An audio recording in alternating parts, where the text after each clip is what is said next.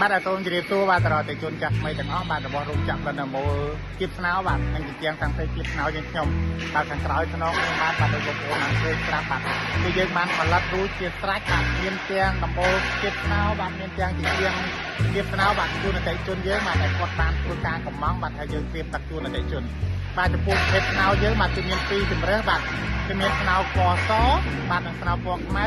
បាទហើយយើងមានកម្រាស់បាទចាប់ពី5ហ៊ុន7ហ៊ុនកន្លះនិង1ទឹកបាទចំពោះស័ង្កសីយើងមាន8ពណ៌សម្រាប់ធ្វើការជ្រើសរើសបាទគឺយើងបងប្អូនស្រឡាញ់ពណ៌ណាអាចកំងពណ៌របស់បងប្អូនស្រឡាញ់